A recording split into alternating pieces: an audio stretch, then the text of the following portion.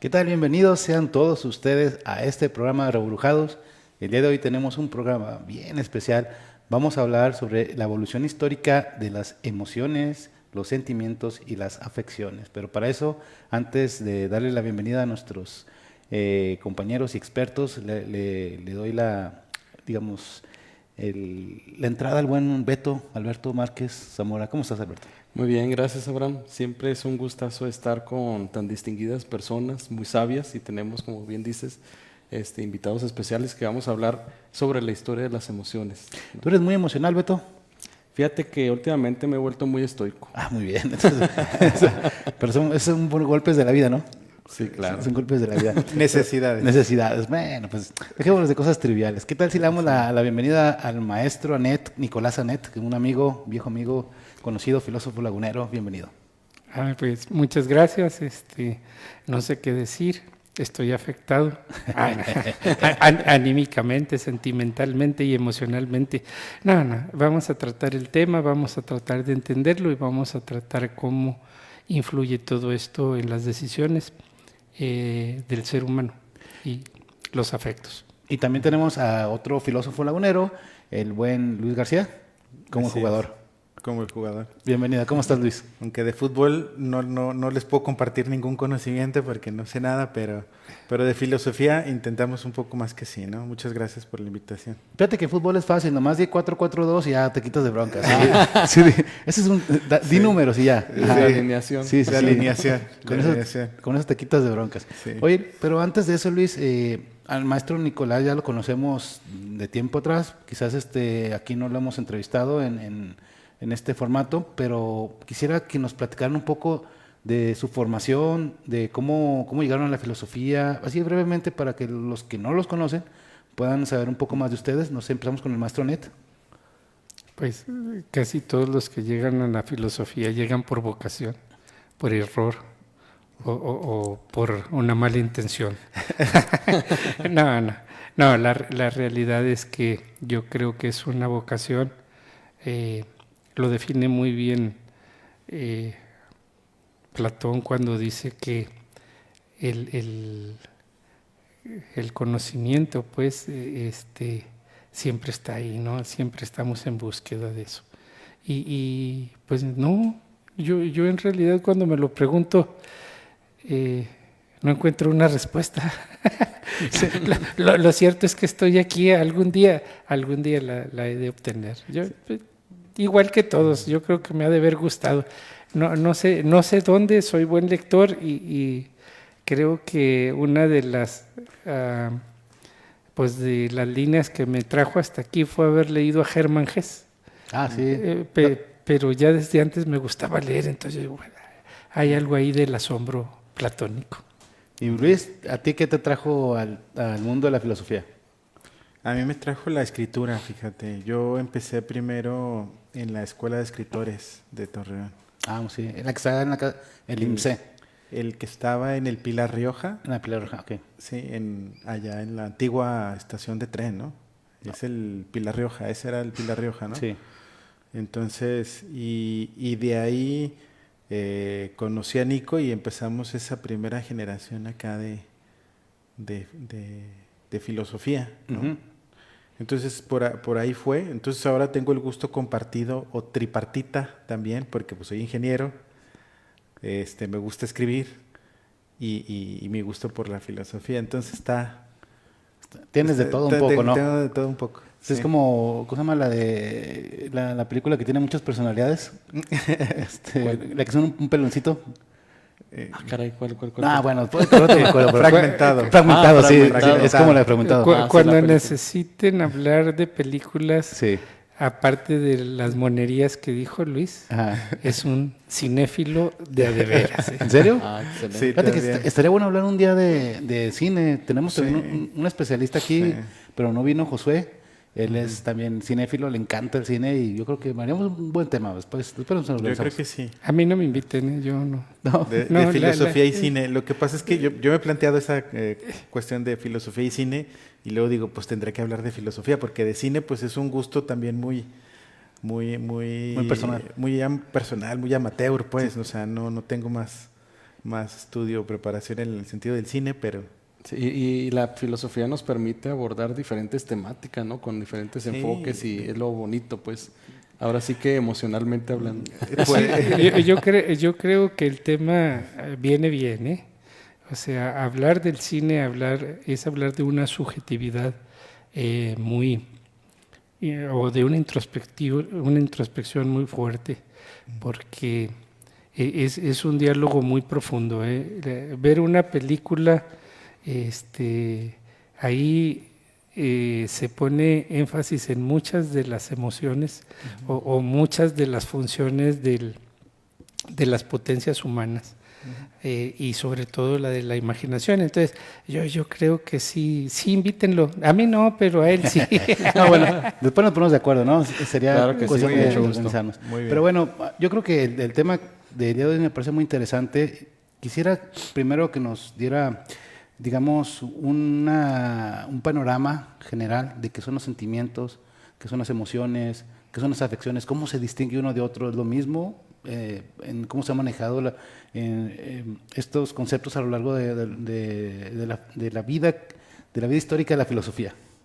Bueno, yo voy a empezar, pero le voy a hacer rápido la palabra a Luis porque creo que maneja mejor el tema que yo. Yo les voy a contar que para los griegos, pues lo más importante era el pasos, o sea, la pasión, aquello que nos pasa.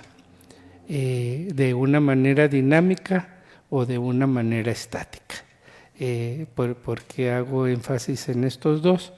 Porque cuando Aristóteles empieza a hacer un estudio serio, termina en la ética. Entonces, vamos a terminar hablando del quehacer humano a través de lo que en un momento está en relación con el mundo, cómo lo percibe y cómo lo afecta. Este mismo caminito de la pasión o de las pasiones, porque se tiene que hablar en plural, se sigue durante la Edad Media. Ahí entra un ingrediente muy sui generis que se llama Dios y pues son casi 400 años de trabajar en ello.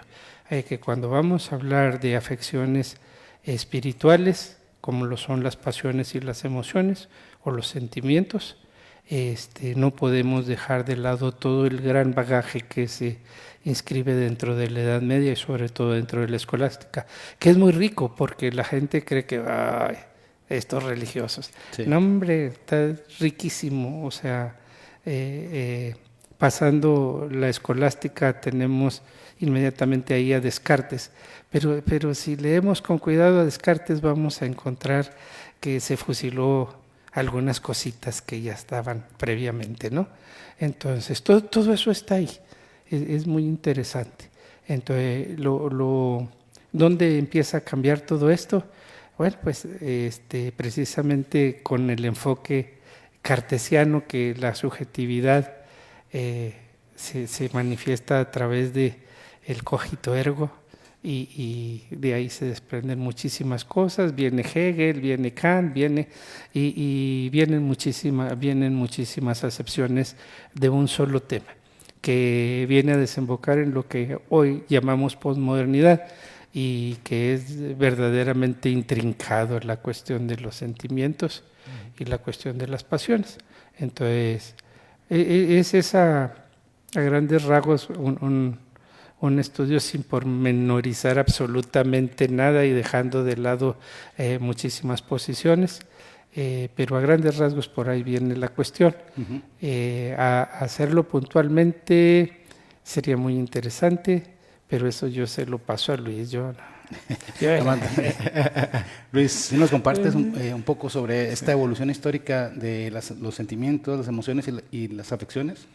Pues fíjate, algo muy interesante que sucede con el tema es precisamente dónde situar o cómo distinguir ya de inicio las palabras, los conceptos, ¿no?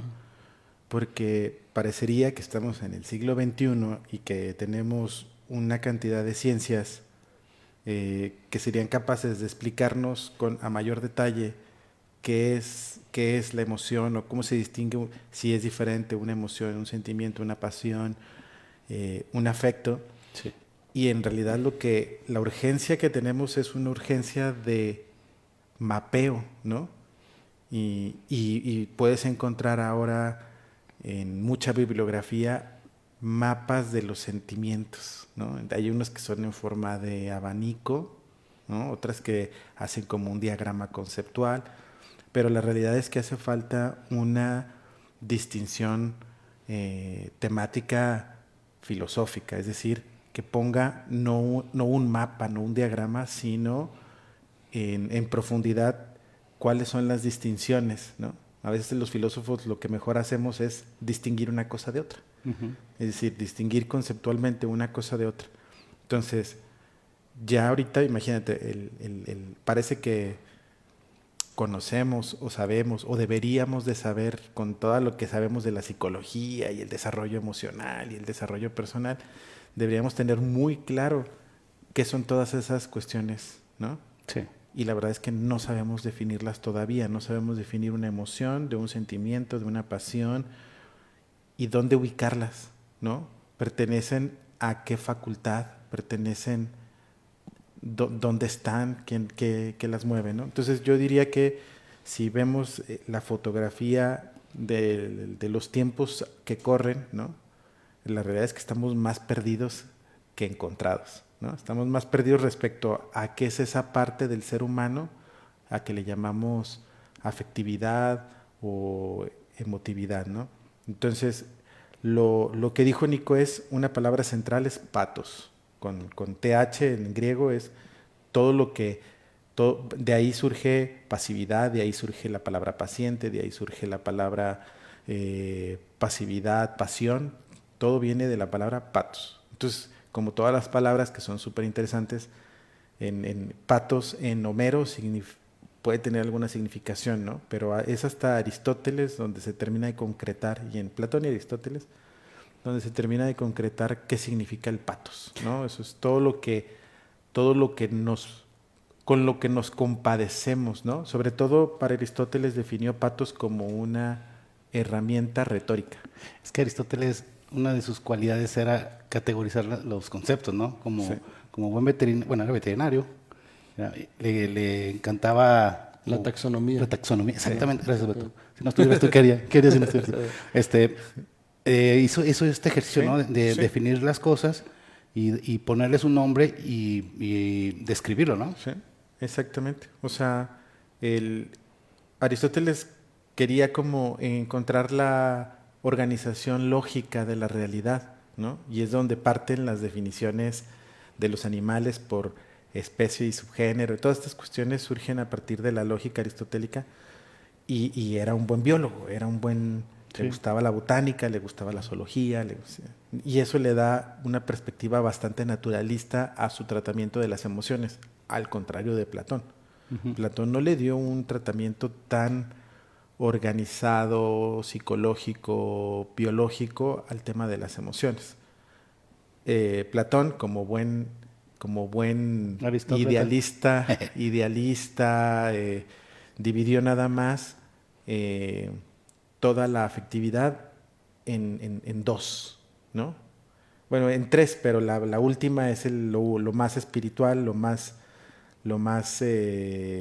ideal en el hombre, que es el apetito racional, ¿no? Que en los otros, y los medievales le dirán voluntad. A toda esa facultad del apetito racional le llamarán voluntad. Y debajo de él, digo, nos vamos animalizando en la teoría platónica, se va degradando, nos vamos haciendo más materiales y nos vamos haciendo más corporales, y entonces viene el apetito irascible y el apetito sensible, Ujú. ¿sí? Entonces, para Platón las cosas suceden de arriba para abajo, y para Aristóteles suceden las cosas de abajo para arriba, ¿no? Entonces Aristóteles primero categorizó todos los tipos de emociones, digamos, más sensuales, más sensitivas, ¿no?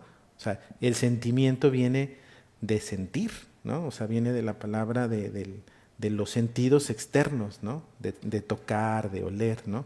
Estrictamente entonces podríamos empezar definiendo tal vez sentimientos como aquello que está más relacionado a los a los sentidos externos, los 5 sentidos básicos externos, vista, Sí. oído, olfato. Y ahorita que estás diciendo esta parte de la lógica de Aristóteles, tiene su conexión de Platón, de la parte de dialéctica ascendente, descendente, Sí, sí. de lo deductivo, inductivo, como que sí, como bien dices tú, Aristóteles partía de esta deductividad, ¿no?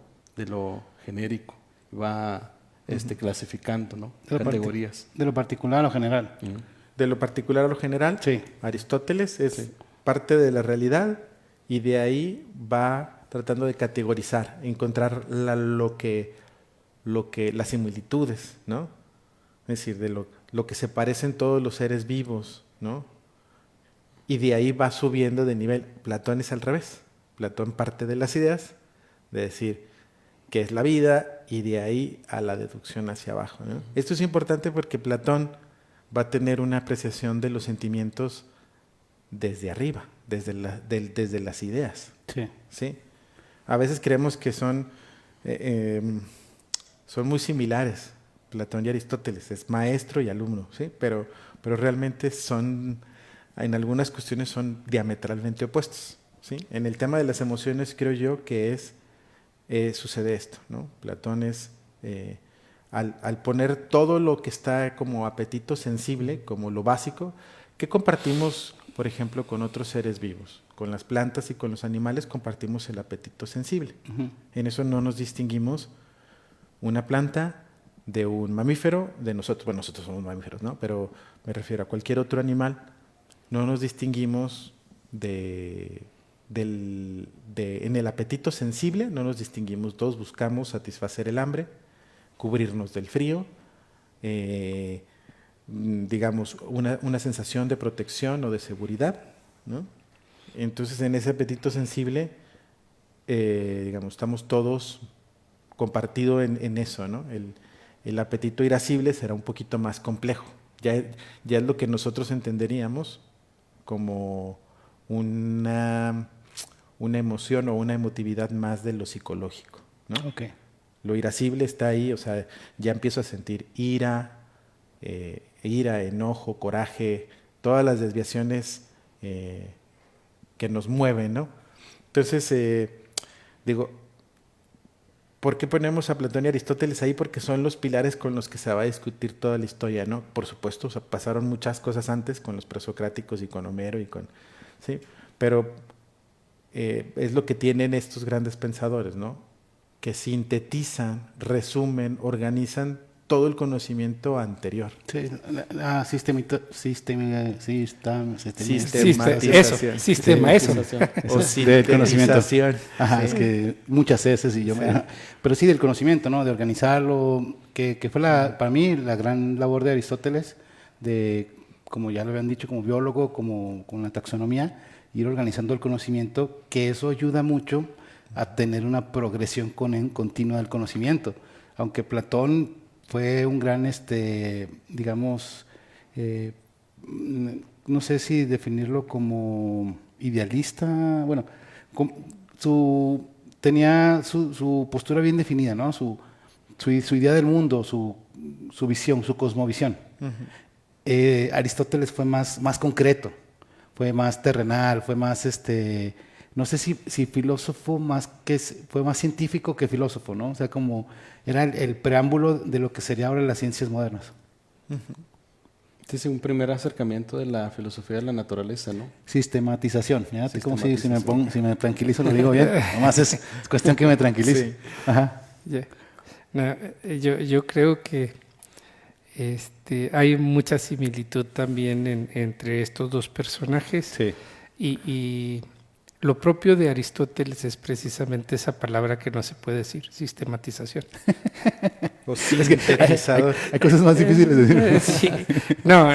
La realidad es que la convergencia del conocimiento de siglos bajo la óptica que tiene Aristóteles, incluso la óptica de su propio maestro, pasa al tamiz de la organización sistemática, bajo una regla clara. Oye, ¿cómo lo podemos sistematizar? Pues vamos a inventar una metodología. Y esa metodología se llama lógica. Y entonces porque él lo dice claramente, o sea, la lógica no es parte de la filosofía, pero es el medio adecuado para que la filosofía tenga sentido. Entonces diseña el método y a través del método todo el conocimiento que se había tenido hasta su llegada, pues pasa al tamiz de la organización y lo sistematiza y corrobora algunas cosas, otras cosas las desecha, otras cosas las organiza. Y lo más importante que estamos hablando es hablar de los sentimientos. Creo que ya me había ido por otro lado. Pues no hay problema. Ahorita regresamos. Ahí cuando me vaya Sí, sí. me devuelven. Es importante todo esto que digo porque si bien se despegan en algunos aspectos maestro y discípulo, en otros son concomitantes 100%. Y en este sentido quiero decir claro que para Platón había dos corazones. Eso ténganlo siempre en mente, ¿no? Porque todavía ahora algunos ¿cómo les decían hemos? ¿Hemos? Sí, sentimentales. Y algunas otras corrientes, unos terian y otros, parece ser que piensan con el estómago. Son platónicos, vaya, hasta acá llegó Platón. La realidad es que decía Platón que las emociones fundamentalmente se sienten en el cerebro inferior. Aquí, por eso cuando a usted le llega una mala noticia, le duele aquí y no le duele acá, ¿verdad? Ajá. Es que estaba aprovechando que estoy en la tele, discúlpenme, porque antes siempre en el radio tenía que decir todo. No tiene que actuar. Sí, ahora... O sea, de hecho, vamos a contratar uno así para que está hablando. No, bueno. Entonces, esta diferencia tiene mucho de apreciación en el estudio sistematizadamente ya con el tiempo en muchos pensadores, porque todavía hasta nuestros días si llega la pregunta si hay algo. Hay algunos que dicen que el corazón es una manera de responder ante las afecciones. ¿Cuáles afecciones? Las afecciones que le llegan intelectualmente o las afecciones que les llegan corporalmente, que ese es el gran problema, ¿no? O sea, decía Aristóteles que no hay nada que no nos llegue por los sentidos. Bueno, pues por ahí entran los sentimientos, pero no le digan a nadie. Pero hay algunos que dicen que no, que si bien el sentido se pone frente a aquello que se manifiesta, lo que realmente siente es el corazón, por eso ahí duele y se angustia y todo eso. Y luego yo digo, ¿y la razón? Bueno, pues la razón pues parece ser que no tiene mucho sentido hasta que organiza todo lo que pasa, o sea, todo lo que es pasión, todo lo que entra a través de los sentidos se organiza a través de la razón. Y entonces ahí como que algo cambia, como que ya no es nada más aquello que mis sentidos me manifiestan y que de alguna manera me condicionan, porque si hay un movimiento, por eso se dan las emociones, es emover. Sí. Los sentimientos producen algo fisiológico, pero también producen algo emocional. La pregunta es, si lo producen emocionalmente, ¿dónde? ¿En la razón? ¿O es una afección superior y nos está manifestando que somos seres espirituales? Y luego entonces hablamos de lo concupiscible y lo irascible, porque lo irascible no se da en el ámbito de la razón primariamente, se da en el ámbito del espíritu, te traspasa. Entonces, después de haberlo reburujado en todo esto, yo me callo y luego le dejo a Luis la... Sí. Pero se llama reburujado. Si fuera hacia la vida sería otra cosa, pero estos reburujados... Esto es reburujado. Oye, escogimos un tema bien reburujado. Es que es muy complicado. Fue totalmente adrede. Es que es muy complicado. Sí. Por sí, la principal tarea de uno de los profesores que tenemos acá, Abel Roes, su principal tarea era confundirnos en la licenciatura. Sí. Entonces, por eso no nos extrañemos si ustedes salen más confundidos que claros. ¿Y de qué era el examen? ¿De qué viene el examen? ¿Y a qué veníamos? Sí. ¿No? O sea, pero créanme que este es uno de los temas más intrincados, más complejos. Hay tanta información, hay tantas corrientes, hay tantas explicaciones a qué sea esto, ¿no? Y no se le pone tanto orden, digamos. Mi pregunta es, ¿por qué era importante para aquellos filósofos, para la filosofía clásica, el tema de las emociones? Si podían pensar en, no sé, en el principio del universo, en por qué estamos aquí, ¿por qué las emociones? ¿Por qué hay que darle el tiempo a pensar sobre las emociones? Ay, qué buena pregunta. Gracias. Esa es una muy buena pregunta. Y como toda buena pregunta no hay respuesta. Pasemos a la que sigue. Ya me siento en contexto. Sí. No, bueno, Sí. hay que recordar que para Sí. Aristóteles todo se centra en el movimiento. Todo es dinámico. Cuando Aristóteles le preguntan, oye, ¿y qué es el ser? Y lo dice, lo cierto es que hay seres. ¿Sí? Y el ser lo podemos obtener a través del estudio de todos esos seres. Ahí sale la metafísica y cosas de esas, ¿no? La ontología y todo eso. Pero lo que sí es cierto es que la gran pregunta que se elabora Aristóteles es ¿cuál es el paso de la potencia al acto? ¿Sí? ¿Y qué es lo que hace que la potencia se convierta en acto y quede en acto para una nueva potencia? Entonces, cuando te preguntas esto, entonces dices, caray, entonces todo es dinámico. Entonces, ¿qué es lo que hace que las cosas sean de esa naturaleza? Y luego nos tenemos que meter un poquito con las 4 causas, con la causa eficiente. ¿Qué es lo que hace obrar a un ser humano de principio? Pues una causa eficiente. O es extrínseca o es intrínseca. Cuando es extrínseca no hay problema, porque yo aviento el bici y de que se cae, se cae. Y de que se levanta y me pone una tunda, también. Entonces, él va a ser la causa eficiente de mí. Sí, Eso, causa final también. Sí. No, la causa final es cuando uno corre, pero bueno. la doctora Alonso dice que es remota, porque hasta que te alcanza es final. Okay. No. A lo que me refiero con las causas es que hay algo que nos mueve desde el interior. Y la pregunta que se hace Aristóteles, ¿qué? O sea, ¿por qué nos movemos? Y entonces la pregunta pertinente es que algo hay que nos afecta. Esa es una afección. Y eso que nos afecta en los sentidos. Ese es un sentimiento. Y el hombre se mueve orgánicamente a través de sus sentimientos que producen una reacción. Eso es moción, eso es movimiento. Entonces una emoción. Entonces, ¿qué de diferencia encuentra Aristóteles entre un sentimiento y una emoción? La durabilidad y la afección hacia adentro del ser. Entonces, eso explica claramente el interés de Aristóteles por todo este tema. Y a él le interesa mucho el tema de las pasiones, porque todas las pasiones son causas extrínsecas. Todas las pasiones son causas extrínsecas que se anidan en el ser. Entonces, ¿qué es lo que te pasa a ti para que tú puedas hacer algo? Y entonces puedes optar de 2 maneras. Puedes quedarte quietecito y puedes moverte. Entonces, cuando te causa que te muevas, entonces ya se volvió una emoción. Y entonces, en el valor de las emociones se pregunta Aristóteles, ¿qué es aquello que te mueve con vehemencia hacia algo?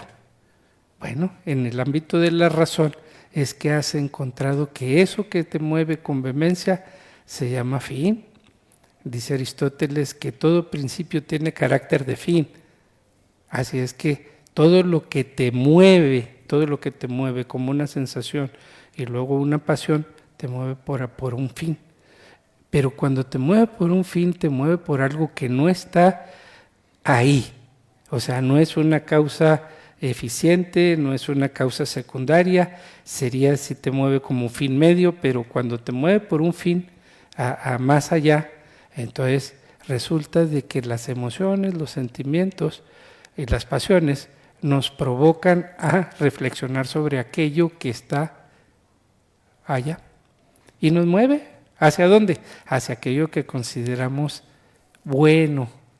Porque si volvemos al ámbito de las potencias humanas, Entonces, nada más tenemos la potencia para reconocer la verdad y para reconocer lo bueno. Somos muy limitados, pero somos mejor que los animalitos porque ellos ni eso tienen. Digo, ahorita me van a salir todos los animalistas que sí, pero tengo buen discurso, chavos, ahorita nos peleamos sobre eso. Bueno, también tenemos extraterrestres por ahí. Si quiere, también lo tenemos para hacerle preguntas. Sí, porque sí se complica. Entonces, en Aristóteles tiene este carácter de, es un estudio muy puntual que se puede seguir y desemboca en el ámbito de que si un estímulo de cierta naturaleza te provoca una acción de cierta naturaleza, cada vez que la acción que te provoca ese estímulo es muchísimo más fácil de orientarse o muchísimo más fácil de desarrollarse. Y si es así, entonces ya estamos hablando de hábitos operativos y estamos hablando de virtudes, que al final del día ahí es donde podemos trabajarlas. Y yo ya dejo a Luis porque No, es que, a ver, la pregunta de Abraham fue muy buena. Sí, gracias. Porque me estás viendo, López Dóriga, voy por tu puesto, López Dóriga. Sí. ¿Por qué? Porque yo creo, para ser radical en la respuesta también, yo creo que los filósofos antiguos no le dieron tanta importancia a las emociones por ellas mismas. Es decir, para Aristóteles no era importante responderse qué eran las emociones, sino responderse hacia dónde nos dirigían, a lo que explicó Nico, ¿sí? Es decir, todo el estudio de las emociones están en Aristóteles en su ética, es decir, dirigidas hacia el bien, ¿no? Y hacia el bien del ser humano como con ser concreto. ¿Cuál es tu felicidad? ¿Cuál es tu felicidad?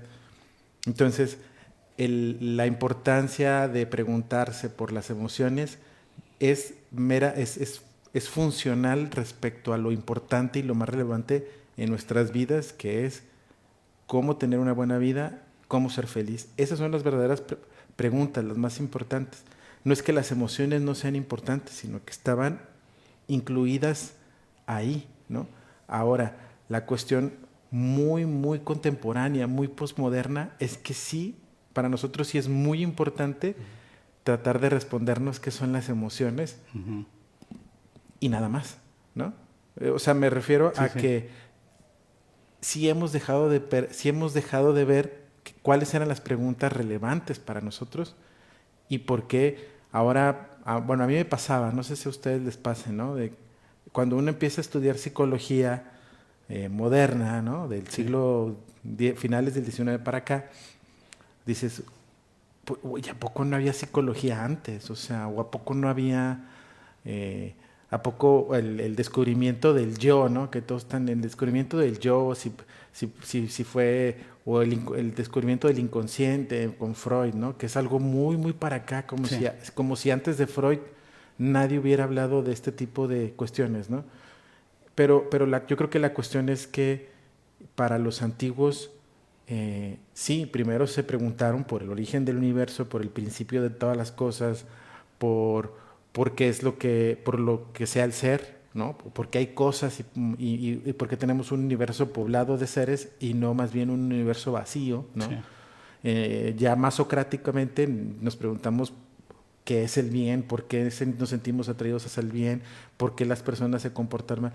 Y el espectro de lo emocional no es que no fuera importante y no es que no estuviera evaluado, es que ese estudio estaba comprendido en lo relevante, digamos, en cómo, al final de cuentas, cómo es tener una buena vida. Esa es la pregunta fundamental de Sócrates y eso es lo que intenta responder. ¿Cómo ser feliz o cómo tener una buena vida o qué significa ser un hombre bueno? Esa es la pregunta que se responde Aristóteles en la Ética. Entonces nos damos cuenta que más bien si nosotros nos comparamos con los griegos antiguos, nos damos cuenta que en realidad nosotros estamos más pobres que ellos, ¿no? O sea, ¿por qué? Porque tratamos de respondernos preguntas menos relevantes, menos profundas, ¿no? Creemos y todos tenemos esta sensación de que nuestras emociones ahora hablemos de la hiperafectividad que domina nuestro tiempo, ¿no? Creemos que las emociones son lo más importante, creemos que las emociones nos definen, creemos que los sentimientos dan la propiedad más íntima de tu persona, creemos que yo soy capaz de definirme a partir de lo que siento, creo que soy capaz me defino como un ser humano bueno si tengo buenos sentimientos, lo cual sí es cierto, pero no es la fotografía completa, ¿sí? Es decir, primer punto radical diferente entre los antiguos y lo que tenemos hoy es un hombre que hoy nos cuesta más trabajo identificar dónde poner los sentimientos y las emociones y qué tanto deben dirigir nuestras vidas, cosa que para los antiguos no, y el espectro universal donde se abarca todo, donde todo es emocional, es decir, necesito un salario emocional, necesito un acompañamiento emocional con mi familia, necesito tener una integración, una identidad.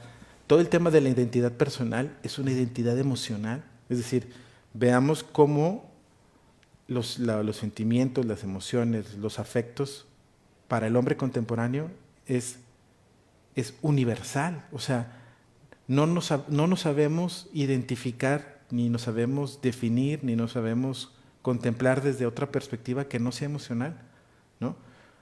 Y luego decimos, bueno, ¿y a poco Aristóteles no pensaba en las emociones? Sí, las pensó muy bien, las pensó tan bien como afectos o causas de movimiento extrínseco, como dijo Nico, pero situadas a lo verdaderamente importante del hombre, que es cómo tener una vida buena, cómo ser feliz, ¿no? Entonces, vemos ya una cuestión bastante diferente, ¿no? Es como, a mí me sorprende ahorita la universalidad y la hiperafectividad con la que evaluamos todos y cada uno de los aspectos con los que nos relacionamos, con lo que vivimos, lo que aspiramos, todo se reduce a emociones, ¿no? Y si nos ponemos, también lanzo la tesis así radical, es decir, ahorita el hombre se define por sus sentimientos, ¿sí? Otra tesis radical es el hombre contemporáneo se mueve por sus emociones porque es más fácil. O sea, a un hombre que lo mueven directamente sus pasiones, es más fácil manejarlo, ¿no? Si lo mueve una racionalidad, es más difícil manejarlo, ¿no? Es decir, o sea, la emoción es lo que te mueve. Sí. Esa es la definición de la emoción. Lo que te mueve es una emoción, ¿sí? Entonces, si lo que queremos es tener hombres manipulados o manipulables, ¿por dónde le vamos a llegar? Sí. Por la emoción.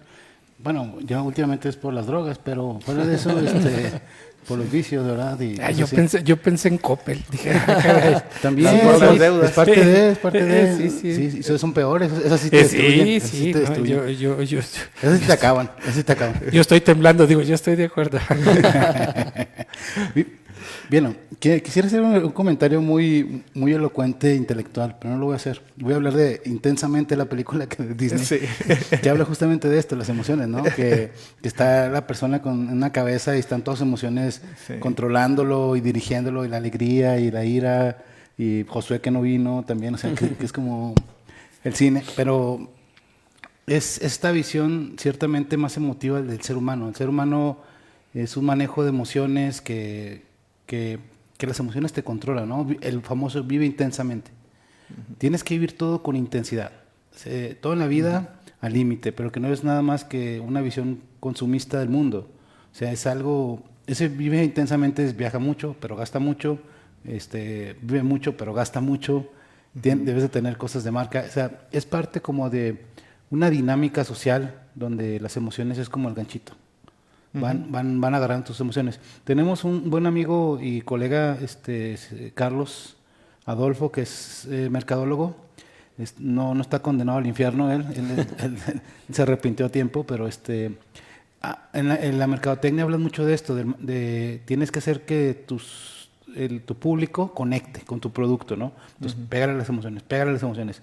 Y se vuelve un gancho, te vuelves presa fácil del consumismo cuando tus emociones están a flor de piel. Claro. Bueno, es que la realidad, hablar de filosofía de repente, vamos a tratar de acercarnos un poquito, ¿no? Sí. Es que es muy importantísimo estudiar un poquito a Aristóteles en ese tema. Es que es muy sencilla la definición de lo que está sucediendo en este momento. O sea, somos víctimas de nuestras pasiones concupiscibles, de nuestras pasiones de corta duración que afectan directamente y orgánicamente al individuo.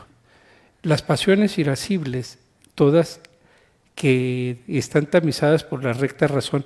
Estoy hablando totalmente de ética. Ahora sí ya me metí a filosofar un poquito aquí con ustedes. Porque somos muy emotivos por la facilidad con la que los sentimientos se enquistan en nuestras pasiones, en nuestro ser. O sea, son de muy corta duración. O sea, son afectos de muy corta duración que proponen una intensidad de rápida gozo o de rápido beneficio. Eso es todo lo que tenemos. Con eso ya definí ahorita la modernidad, Sí. O sea, todo lo que usted me diga de por qué actuamos como actuamos, actuamos porque nuestro nivel de conducta en el ámbito de la reflexibilidad, o sea, en el ámbito de pensar, ahora le dicen crítica. Ay, esta palabra, sí me la supe. Cuando ahora le dicen crítica, pero no es otra cosa más que lo que decía Aristóteles. Hay que meterle la reflexión a cada una de las pasiones que tenemos. Oye, ¿cuáles pasiones? No, pues lo que le pasa a nuestro organismo, pero también lo que le pasa alrededor y todo aquello que en un momento dado nos afecta. Esas son afecciones internas o externas. Y luego decía, pero lo único que se tiene que buscar es el dominio. ¿Cómo es que se domina esas pasiones incontroladas? Aquí nuestro problema es que nuestras pasiones están incontroladas y están incontroladas queriendo que estén incontroladas, o sea que el dominio proviene de nuestro querer como sociedad, Por eso nuestro amor libre, y ahora las relaciones de media hora, y ahora se está instituyendo en algunas partes del mundo que usted se va a vivir con su mujer, compañera, oso, perro, lo que tenga, porque también se vale. Sí. Y hasta dentro de 3 años puede firmar el contrato de adhesión de 2 personas, 2 perros, 2 gatos y no hay problema, o sea, el detalle es que el mundo nos está proponiendo una manera de verlo con una dinámica fuera de total compromiso. Y cuando uno no se compromete desde adentro consigo mismo, lo único que le queda es el deleite y el gozo vacuo. Instantáneo, o sea, inmediato, instantáneo.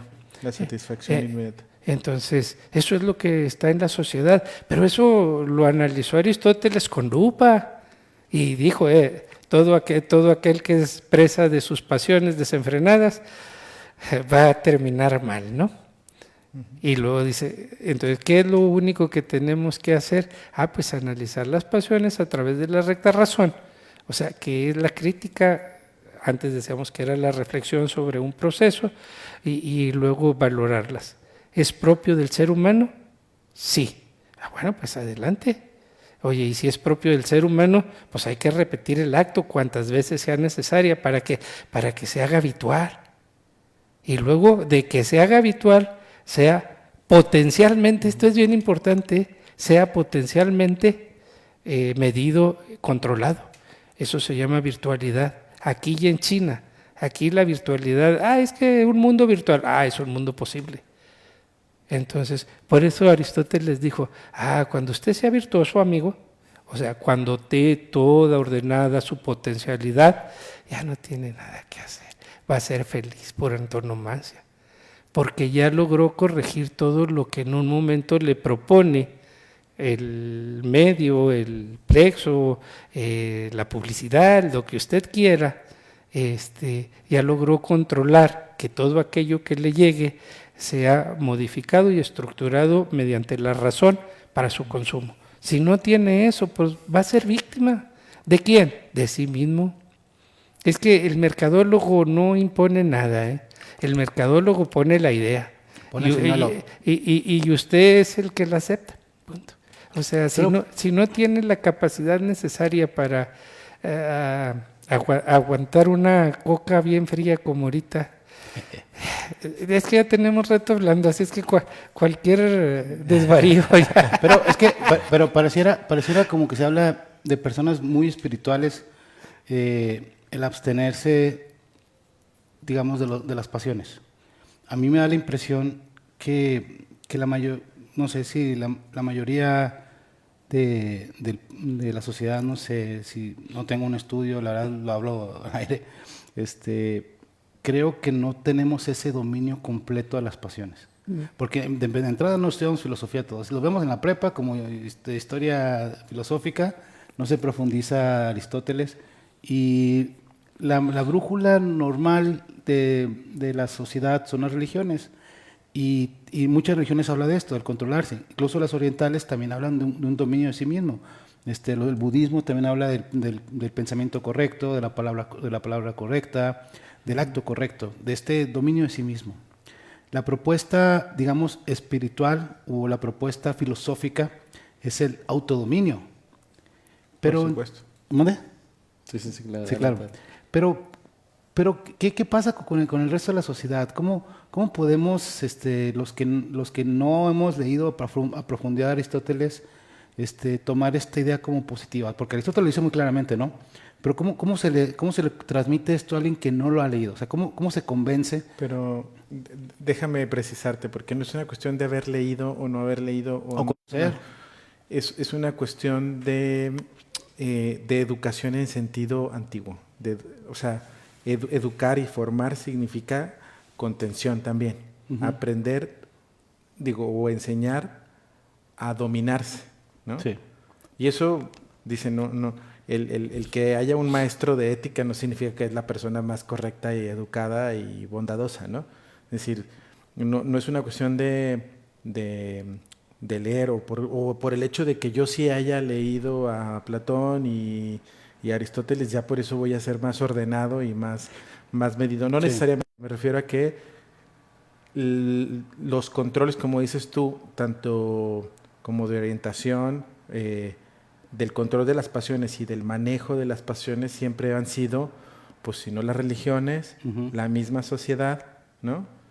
Y la misma convivencia, ¿no? Que son las que nos pone los límites hacia el nivel de lo permitido, hacia el nivel de lo posible, ¿no? Porque si tenemos una sociedad que no emite ningún control sobre las pasiones, pues entonces viene la glotonería, la lujuria, todo esto, ¿no? Que es parte de esas emociones y de esas tentaciones que tenemos ahí, ¿no? Y que tienen un límite real, físico, ¿no? O sea, no puedes andar de glotón porque pues no va a haber comida suficiente para darle de comer a todos, ¿no? Me explico que no siempre son las religiones, sino es un conjunto de sociedades y de uno mismo, pero lo más importante es que nosotros sepamos internalizar ese control. Es decir, lo que se propuso en la filosofía antigua no era erradicar las pasiones, sino controlarlas. Exacto. Pero esa es una ocasión, es el famoso paideia, esa formación integral del ser humano que ya no se da. Las escuelas ya nomás son de conocimiento. Sí. O sea, vas a la Es una escuela. formación técnica. Es una formación técnica, eso Es es una lo que voy. formación especializada. Yo pongo el ejemplo de Aristóteles y las religiones porque son en los primeros que pienso que hablan de esto, de la contención, de espérate, esto no te hace bien. Todos justificándolo de diferente manera, ¿no? Aristóteles lo dice por el control de la racionalidad. Su justificación es que eres una persona menos racional, ¿no? Una persona que se controla por sus emociones es menos racional. Y ya ustedes lo acaban de explicar. Las religiones utilizan algo trascendente. Sí. O sea, si no lo haces, tendrás una mala relación con la divinidad. Sí. Yo creo que en el mundo actual las personas que no tienen incentivos para esto, pues, ¿qué importa no ser racional o no? A mí lo que importa es el disfrute. Creo que este es el fundamento para no ser, para dejarse llevar, vamos.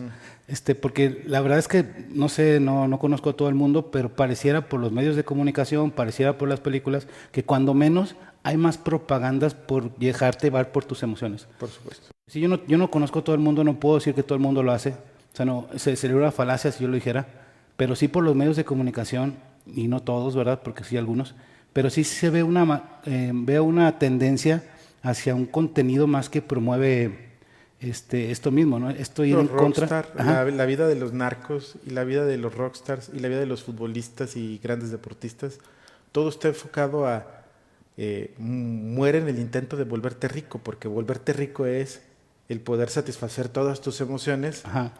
y todos los placeres y todo lo que está al alcance. O sea, yo digo, bueno, la vida de los que se unen al narco a muy pronta edad está Sí. basado en esto. O sea, Sí, en llegar a tener carro, mujeres, drogas y alcohol como nunca habías tenido, como no iba a ser posible, ¿no? que es la vida al máximo. Lo que La vida al máximo. Ajá, ese es, Me equivoqué entonces de profesión. Sí, nos equivocamos completamente.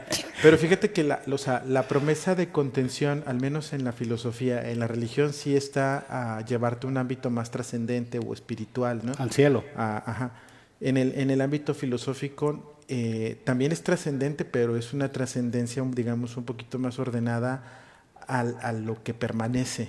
Es decir, la acción buena tiene que permanecer y redundar para este mundo también, ¿no? Ujú. Para el otro también, ¿no? Porque finalmente claro. Sócrates dice, pues yo me voy a ir a la isla de los bienaventurados. O sea, si me muero y se me condenan aquí con la cicuta y estoy perfectamente bien porque me voy a ir a la isla de los bienaventurados a seguir discutiendo y hablando, que es lo que más me gusta, ¿no? Sí, sí, sí. Entonces, pero digamos, la promesa filosófica es entregarme a lo que me hace más propiamente yo mismo.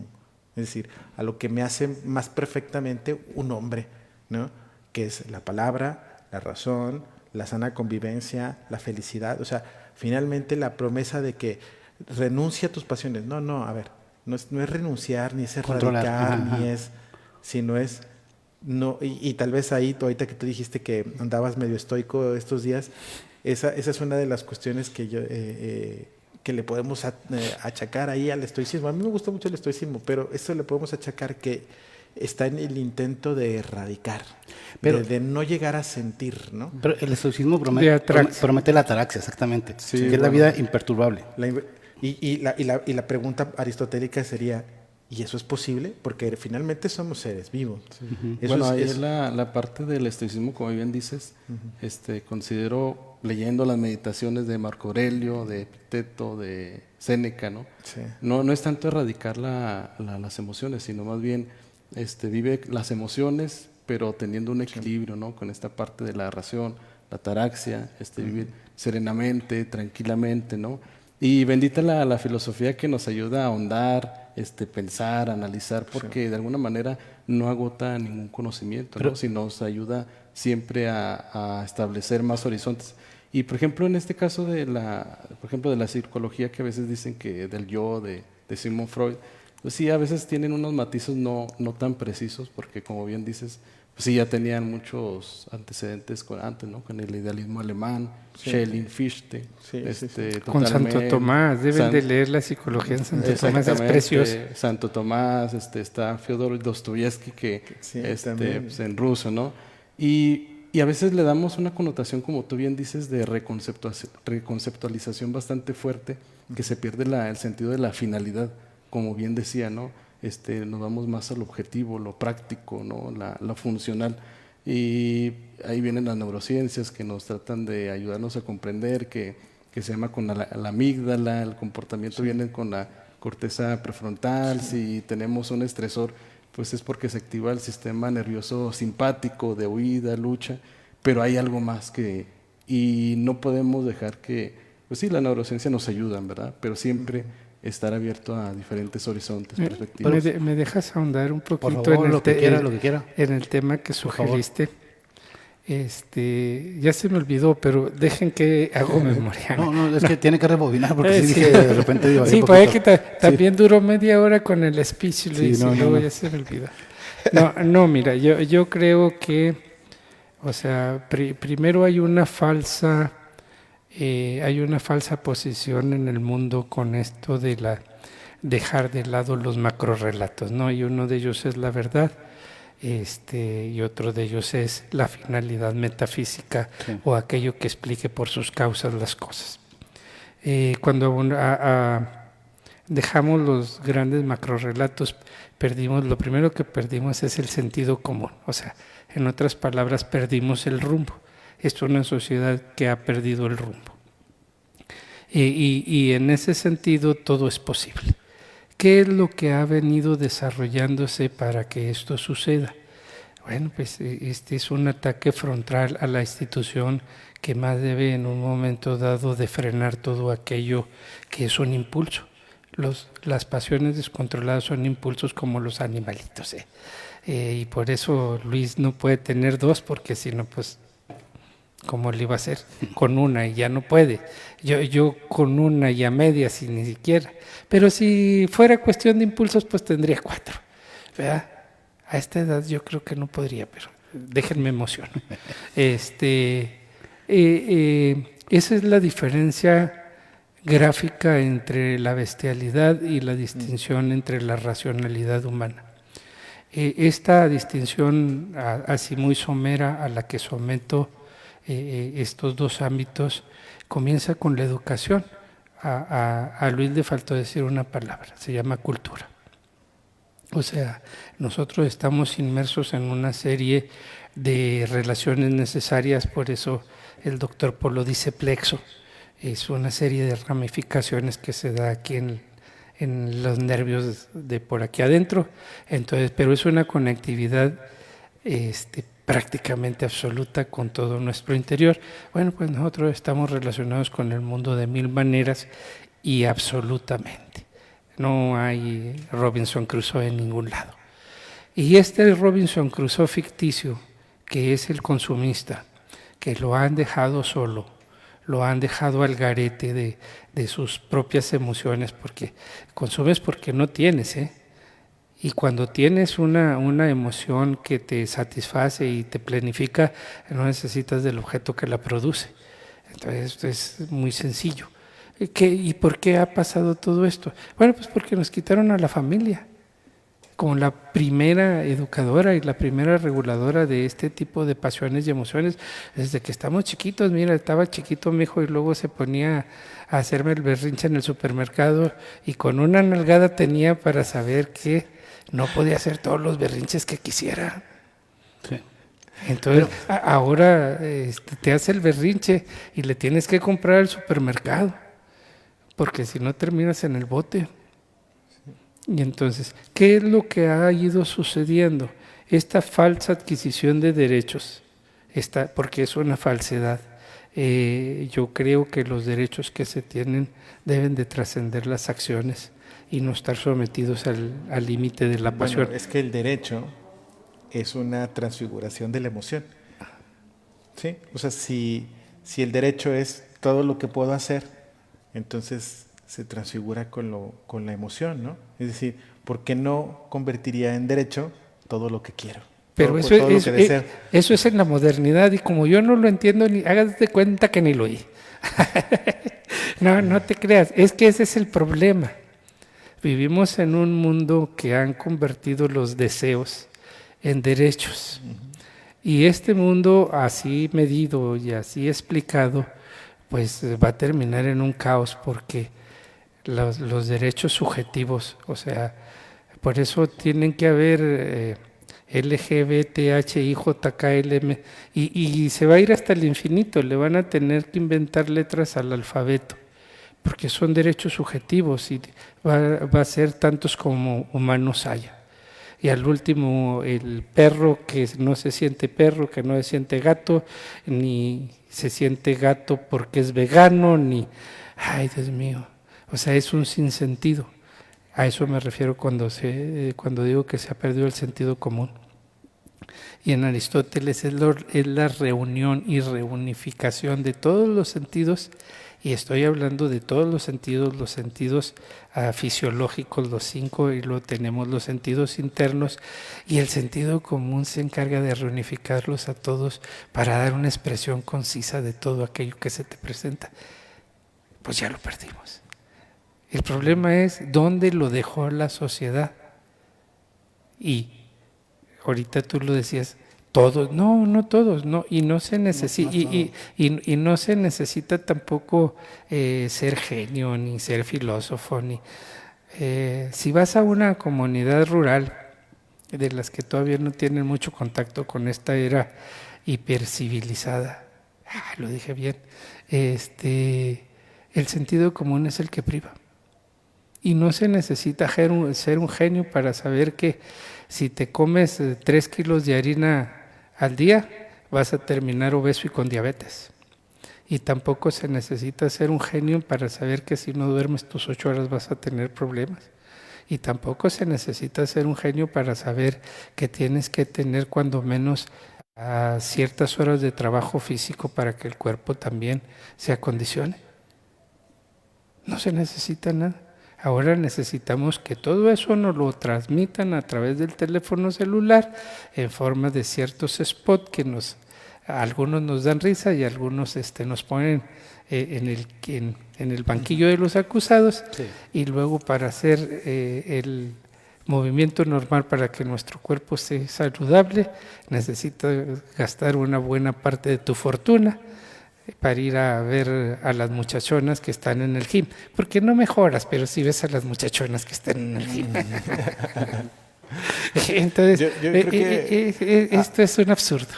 Hemos mencionado... Si me está viendo mi novia, yo no voy a eso, yo sí voy a hacer eso, aunque no me lo hagas de cuento, le dijo el maestro Neto, es que se arregle con su esposa. Bueno, sí. Cierto. Ciertamente. No, me regañan en la casa a mí. Lo peor de todo es que cuando voy al gimnasio, que no voy tan seguido, sí. Lo que más me asombra es que las personas se la pasan viendo hacia sí mismas en el espejo, ¿no? Tomándose fotos para que nos aprueben. Sí, claro. Y en la era del celular, ¿no? Si no estás en redes sociales no existes. Pero no, lo que iba a decir es, a ver, estamos a la vuelta de la historia, ¿sí? Sí. O sea, ya le dimos 30 vueltas a lo que sea la emotividad, los sentimientos, ¿no? Y donde parecía que habíamos, o donde teníamos una ordenación clara de dónde debería de estar la afectividad en el hombre y ordenada a qué, ¿no?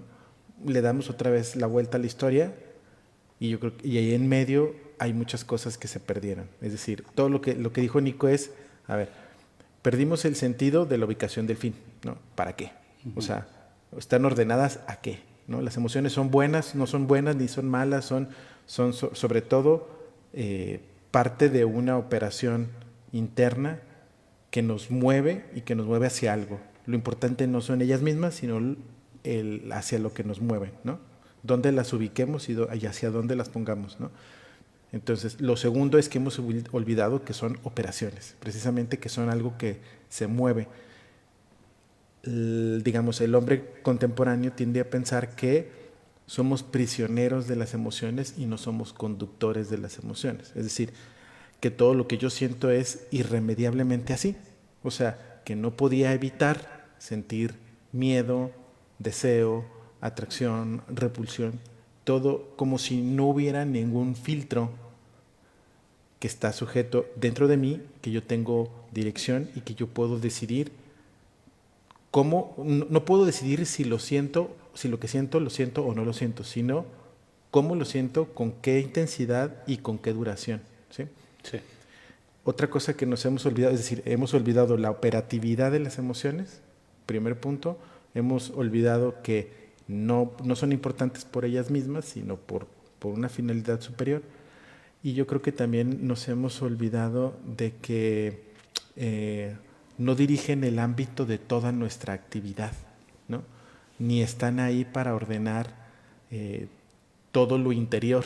Es decir, yo creo que también es un olvido de la facultad volitiva, ¿no? Es decir, si nos regresamos a Platón, ¿no? Tenemos apetito concupiscible, que es el de las pasiones más venideras y más volátiles, sí, ¿no? Sí.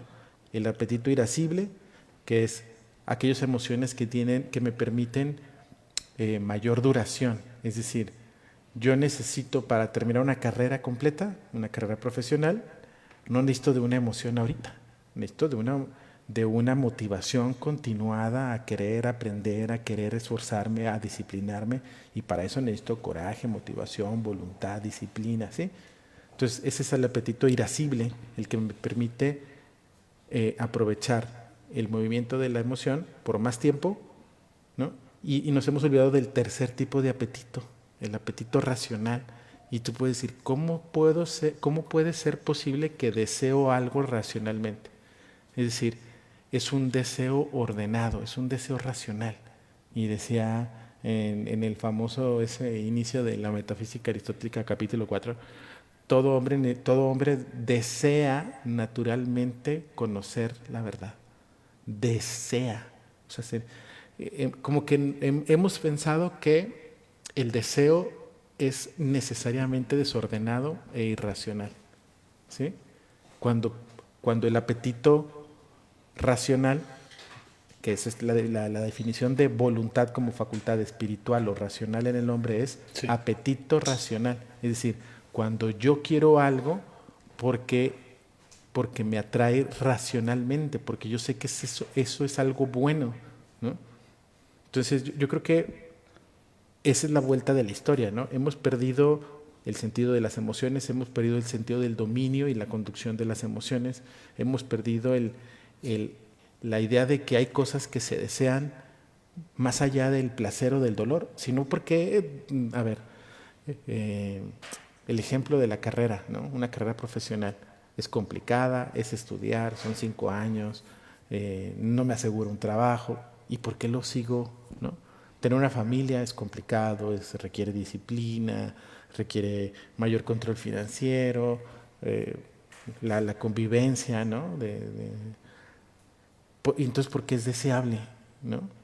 Entonces, yo creo que es como situarnos en el que si nos reducimos humanamente, yo creo que es algo hay que también que decirlo, ¿no? O sea, el hombre contemporáneo es de una altura más medianita, más chiquita, porque está completamente sometido a esas emociones. Es decir, ¿por qué? Pues porque ya nos dejamos de preguntarnos o de hacernos las grandes preguntas, lo relevante o lo verdaderamente importante para nuestras vidas, y entonces nos situamos en la medianía, en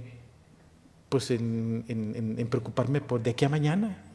Si tengo pagada la mensualidad del gym y me alcanza para comprarme un café y salir los fines de semana, con eso es suficiente. Es decir, vemos que la estatura del hombre contemporáneo es más chiquita precisamente porque se ha contentado con satisfacer sus deseos mínimos, ¿no? Con sus deseos inmediatos, ¿no?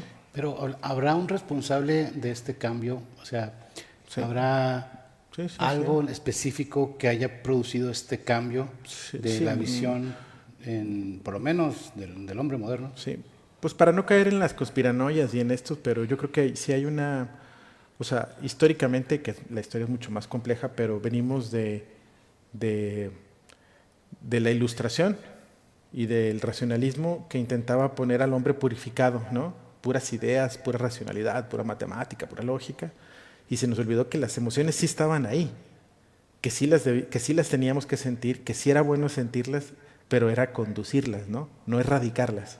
Entonces, la Ilustración y luego la reacción contraria, el romanticismo, que es la vuelta, ¿no? Decir, no, es que nos estábamos olvidando de que las emociones también eran parte de lo humano, y entonces el romanticismo recupera esas razones del corazón y trata de reubicar, ¿no? Pero en ese intento de reordenar o digamos, le da demasiada fuerza, ¿no? Y el romanticismo viene nuevamente a colocar a la emoción y a las afecciones en el centro de toda la operación humana, ¿no? Entonces, yo creo que si entendemos cómo se da el racionalismo, la Ilustración y luego el romanticismo, entendemos muy bien la época moderna y por qué estamos donde estamos. Yo recuerdo a Hume hablar mucho también de las emociones, ¿no? También, pero desde su perspectiva empirista, ¿no? Dedicó gran parte de su obra a hablar de esto. Y una de las cosas que ahorita me despertaron dudas, hablan sobre la vida buena. O sea, el fin de todo es una vida buena, ¿no? ¿Cómo se puede escribir una vida buena? ¿Yo lo puedo escribir de alguna manera o hay algo, o sea, yo en lo particular, o hay una definición que haya dejado Aristóteles de qué es una vida buena? Yo creo que es todo un proceso y es todo el bagaje de la ética nicómaca. O sea, el objetivo primordial de la ética Nicómaco, o sea, si pudiésemos resumir en una sola frase, tú ya lo resumiste. O sea, la vida buena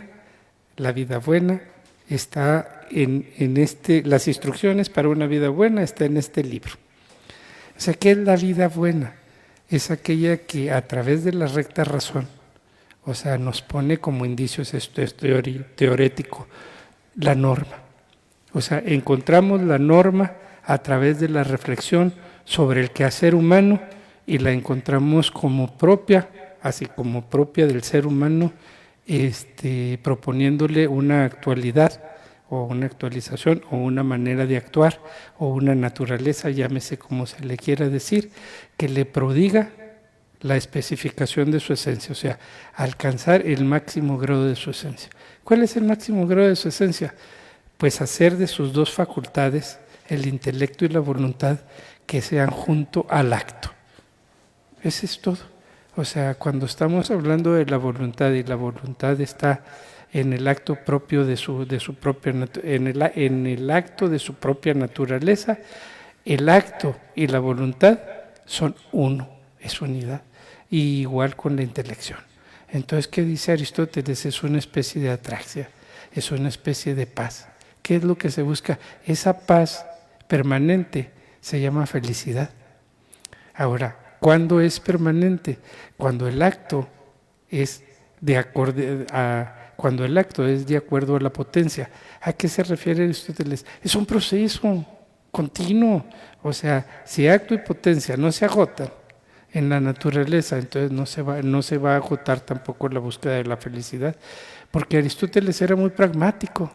Aristóteles estaba hablando en esta vida, le valía un comino la trascendencia. Aristóteles propone que todas tus acciones se juzguen aquí mismo, en esta vida, y que en esta vida la alcances la felicidad. Se llama felicidad objetiva. O sea, no va más allá. Oye, si es felicidad objetiva, está al alcance de todos. Es decir, si la felicidad en términos formales sí es la misma para todos. O sea, porque se alcanza para todos de la misma manera. ¿Sí? Si la vida buena es comportarme de acuerdo con la naturaleza, en tanto que busco la virtud como fin de mi vida, ¿no? Y la esencia es lo racional, ¿no? Lo intelectual, la vida teorética, entonces es posible alcanzar la felicidad. Y hay quienes comparan, por ejemplo, un libro muy actual, ¿no? Que revolucionó todo esto de la inteligencia emocional, que se llama, ¿no? Y lo comparan contra la ética Nicómaco. Y prácticamente, pues, es lo mismo, esa está un poco más sistemática y ordenada la ética Nicómaco, ¿no? Sí.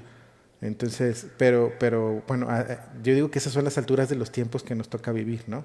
Es decir, nos toca recordar lo que hemos olvidado o lo que ya se supone que ya habíamos aprendido, ¿no?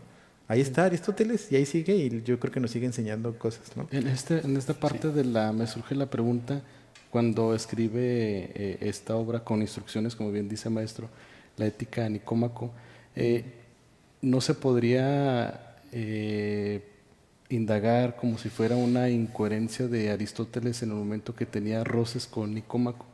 Es una pregunta. Bueno, acuérdate que son 3 libros, ¿eh? Es la gran ética, la ética Eudemo y la ética Nicómaco. Los roces bueno, es que he leído algo sobre los roces que tiene. La primera pregunta es si se le escribe a Nicómaco su padre o a Nicómaco su hijo. Esa es una de las grandes. Sea Nicomaquito, ¿no? A Nicomaquito. Se fue su error, también. Oye, además uno le dedica el libro a una persona que quiere. Ya cómo te lleves con él es otra cosa. Yo le puedo dedicar el libro. No, pero también los filósofos escriben bonito, pero en la vida personal es muy contradictorio también, ¿no? Sí. Claro. No, sin piedra. No. Sin piedras. Yo me refiero por Sócrates. Estamos tomando agua tranquilos. Ni agua. Yo me refiero por Sócrates porque Sócrates hablaba mucho de sus temas, pero su mujer la mangoneaba. Decían sus enemigos. Sus enemigos. No. Decían. Dice, la realidad es que de todos modos Aristóteles no habla de ninguno de sus 2 parientes. Hace una ética general, o sea, es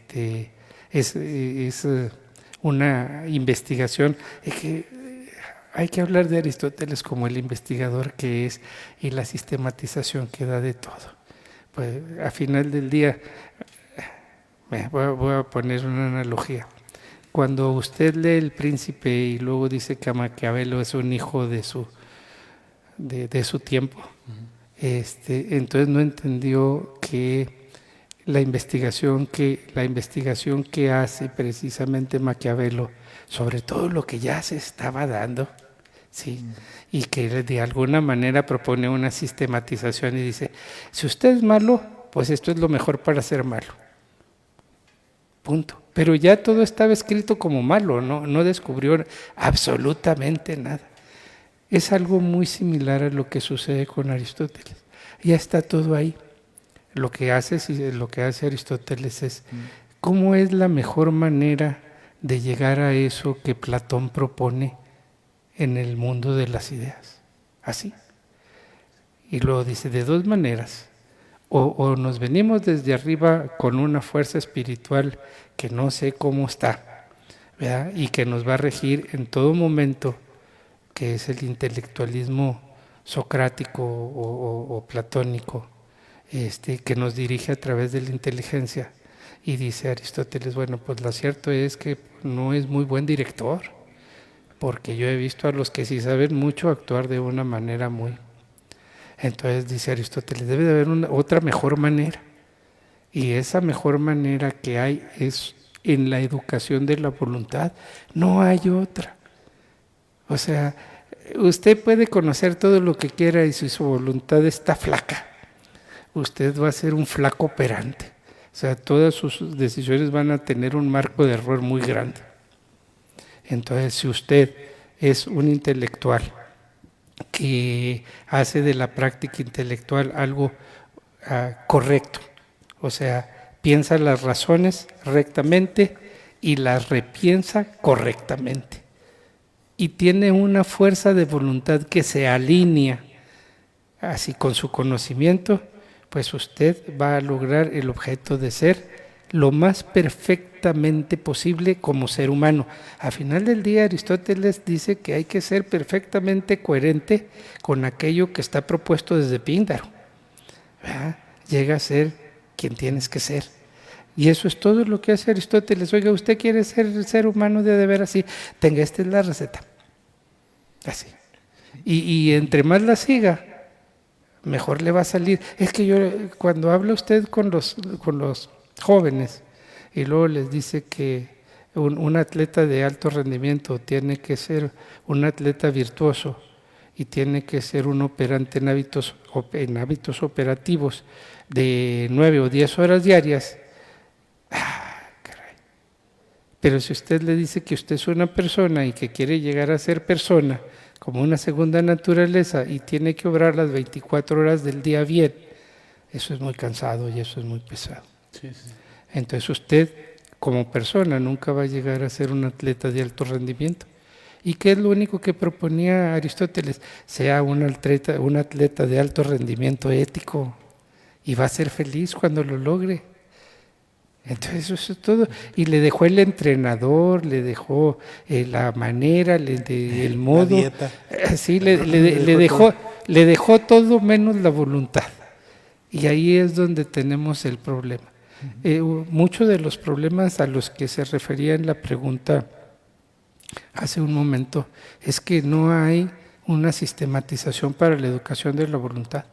Hay una instrumentalización acerca de la disciplina, pero no da motivos, tiene muchas deficiencias. Yo creo que debería de haber una estructura, así como la hay para la educación del intelecto, una estructura para la educación de la voluntad. Pero y entonces choca con la libertad, y ese yo creo que es un tema que deberían de invitarnos. Sí, claro que sí, pero antes, una pausa, nos están llegando muchos comentarios, estamos teniendo muy buena respuesta por nuestros queridos televidentes.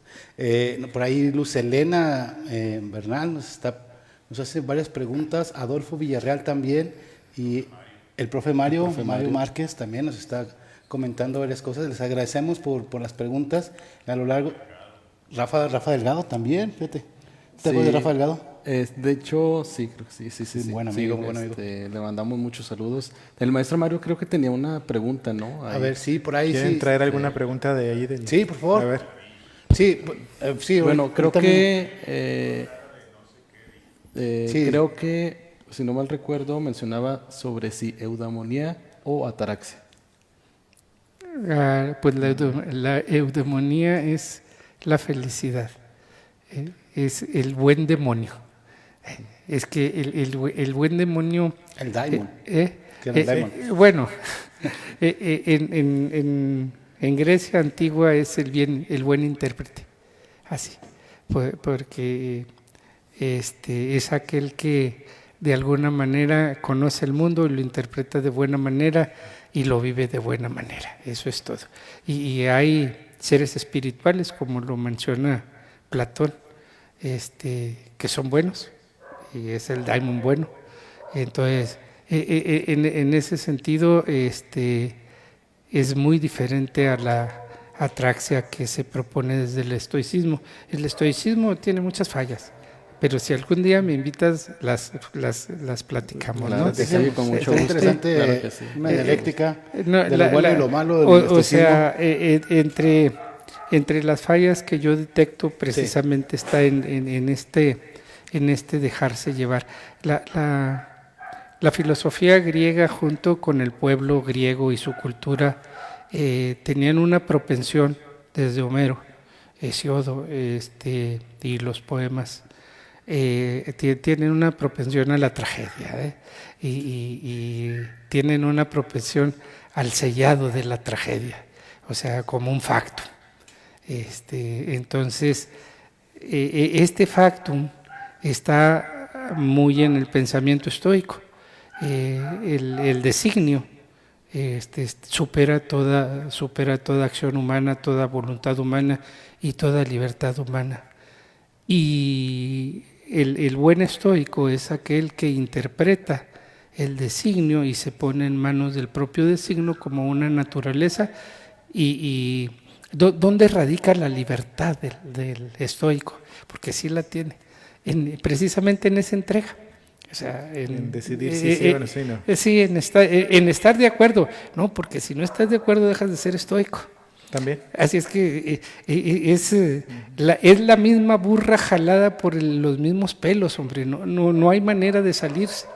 Entonces, yo por eso digo, hay que ir con cuidado con los estoicos, ¿no? O sea, y no digo que no sea bueno, yo digo que hay que ir con cuidado porque hay ciertos preceptos donde yo creo que es más importante tener la visión de la libertad y la fatalidad dejarla un poquito de lado, porque es lo que bien mencionaba Luis hace un momento, cuando estaba haciendo una disertación. Lo más importante que tenemos es no quedar en medio de las cosas, sino que las cosas queden como medio para nuestra perfección. O sea, si la veleta es la que nos mueve, tenemos problemas. Entonces aquí ya empezamos con los sentimientos y quedar a merced de los sentimientos, quedar a merced de las emociones, es quedar a merced de las pasiones.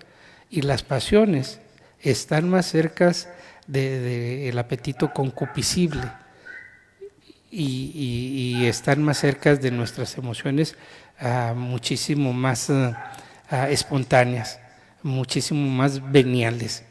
Entonces, en ese sentido, lo compartimos más con la bestialidad que hay en nosotros que con la recta razón que nos propone la superación de esto al otro apartadito que se llama ser humano, ¿no?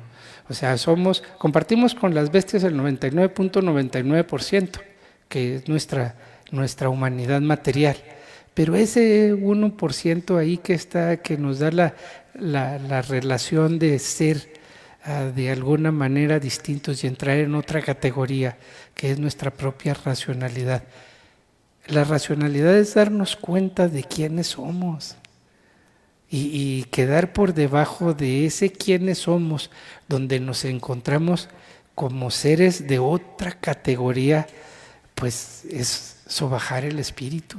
Y cuando somos víctimas de nuestras pasiones, esto no es mío, eso es de Aristóteles, pues nos bestializamos. O sea, tenemos que dar ese pequeño saltito. Por eso en todo el medievo, este pequeño discurso de 2 minutos que llevo en todo el medievo, en 400 años, se analiza con suficiencia hasta llegar a la atraxia que se propone en la santidad o en el exterminio de las pasiones, que a final del día se exterminan las pasiones y se extermina el ser, porque lo propio del ser humano es sentir. Lo propio del ser humano es la razón y lo propio del ser humano es moderar ese sentido o ese sentimiento. Entonces, si usted lo elimina, pues se va a convertir, como la madera se convierte en ceniza, deja de ser una cosa y la otra. Entonces, todo esto está ahí. Y luego todo esto que analizamos, no lo analizamos transversalmente con la libertad, porque al final del día es si queremos. Si usted quiere ser el más ruin de los ruines y con ello obtiene una falsa felicidad y se muere falsamente feliz, créame que se va a morir con una falsa sonrisa, pero al fin con una falsa sonrisa. Entonces, tratemos de no ser falsos, mi estimado Beto. ¿Y qué tal si mandamos un saludos a Luz Helena, que por ahí nos está viendo? Saludos, Luz Helena, que le manda saludos al maestro Net. Y dice que quiere que le mandemos saludos a su mamá y a su papá, no entiendo para qué. Mejor regálele algo, Lucelena, me parece mejor cosa, pero bueno, se los mandamos con todo gusto, Lucelena. Y maestro Luis, muchas gracias, la verdad. Híjole, yo creo que este tema nos da para 5 horas y no terminamos, porque los griegos son la base de la filosofía y es una obligación para todos los que hemos estudiado filosofía leerlos y tratar de comprenderlos. Por eso les agradecemos por habernos acompañado. Ojalá que haya una segunda parte, porque nos faltó la crítica a los modernos. No terminamos con esta. ¿Los podemos citar para una segunda parte? ¿Sería posible? Claro que sí, sería un gustazo, la verdad. Sí, digamos contra los modernos. ¿O? Nada más, no sean malditos, es una botellita de agua. Sí, mire, unos cacahuatitos. Yo no le quería decir, pero sí tengo. Pero promover algo más, pero tiene alcohol, pero no quería ofrecerlo. Porque... si tiene alcohol, no quiero. No. Voy a sacar mi botellita. Pero los invitamos. Va a haber una segunda parte. Esperamos concretizar. No sé qué traigo con las palabras hoy. No puedo decir sistematización ni concretizar. Ni concretizar, no me sale. Nada. La palabra concretizar no me sale. De repente me sale. Pero bueno, les agradecemos. ¿Algún mensaje que nos quieran compartir para su público? ¿Algún evento que vayan a tener? Pues invitarlos ya para que vayan haciendo sus ahorritos. El 24 y 25 de julio en la Ciudad de México, en el Centro de Especialidades, vamos a tener el 8º Congreso de Filosofía de FENAFIL. El tema es la libertad, es un tema que hemos trabajado ya, en el cual ustedes han participado, lo hemos trabajado en todas las ciudades, lo hemos trabajado a nivel nacional y tenemos, vamos a tener cuando menos 8 conferencias, todas de un nivel bastante alto y todas con un enfoque muy práctico, ¿no? De cosas que están sucediendo ahorita y de este tema precisamente sobre las pasiones y el consumo, y que todos ellos implican de alguna manera el ámbito de la libertad y el ámbito de la pérdida de la libertad que eficientemente nos han propuesto los mercadólogos. ¿Cómo se llama? No, porque nos está viendo. Adolfo, si nos está viendo, hable bien de ti todo el programa. ¿Cómo se llama Adolfo? No se llamaba Adolfo Villarreal, no era él. Otro Adolfo Villarreal. Saludos. Nos estás viendo. Te queremos mucho, Adolfo. Tú sabes que eres de los queridos. Otro Adolfo y otro Villarreal. Otro Villarreal, de otra escuela. Te enojes por todo. Entonces sí, pues todo esto se tiene que analizar con cierta frialdad, pero más allá de este análisis que se propone en el Congreso, también se tiene que promover o visionar algún tipo de salida a toda esta problemática en la que nos encontramos. Luis. No, pues muchas gracias por la invitación. Creo que sí, para una siguiente ocasión seguir discutiendo el tema de las emociones o de otro tema. Claro que sí, encantado. Pero sin alcohol para que no nos promuevan los patos. El que no entendió el tema, ¿verdad? Sí, Los les patos. agradecemos su cordial visita y Sí, muchas gracias. Aprendemos siempre algo nuevo.